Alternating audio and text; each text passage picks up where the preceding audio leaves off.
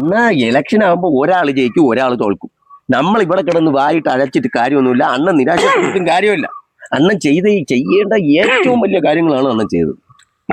ഇതില് വേറൊരു കാര്യം കൊണ്ടുണ്ട്.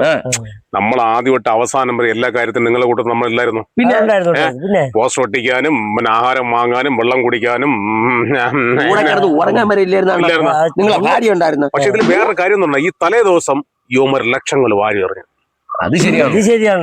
നമുക്ക് 100% ഉറപ്പല്ലായിരുന്നാ നിങ്ങൾ ജയിക്കുമെന്ന്. പിന്നെ ഞാൻ ജയിച്ചിരുന്നെങ്കിൽ നാട്ടുകാർക്ക് എന്തെങ്കിലുമൊക്കെ ചെയ്യണമെന്ന് എനിക്ക് നല്ല ആഗ്രഹം. അത് എല്ലാ സ്ഥാനാർത്ഥികളും വാഗ്ദാനങ്ങൾ കൊടുക്കും.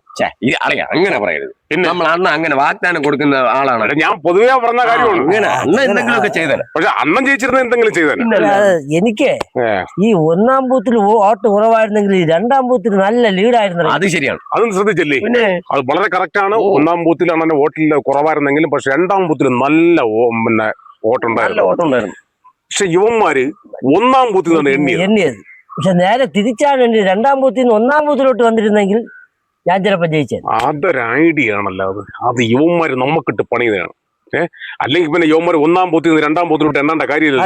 2-ാം ബൂത്തിൽ നിന്ന് 1-ാം ബൂത്തിലോട്ട് എണ്ണിയാ പോരായിരുന്ന. അങ്ങനെ ഇത് അണ്ണന് കൊടുത്ത 8-ന്റെ പണിയാണ്. എന്നെ ആരോ ഇതൊക്കെയാണെങ്കിൽ എനിക്ക് ഇഷ്ടം പോലെ ആൾക്കാർ വോട്ട് തരാന്ന് പറഞ്ഞേ. അത് മാത്രമല്ല എനിക്ക് ഒരുപാട് പ്രവർത്തകരും ഉണ്ടായിരുന്നു. നിങ്ങളൊക്കെ നമ്മൾ ആത്മാർത്ഥമായിട്ട് നിന്നില്ലേ നമ്മളവിടെ. അല്ല, സംഭവം ഇത് വേറെ ഒന്നും അല്ല.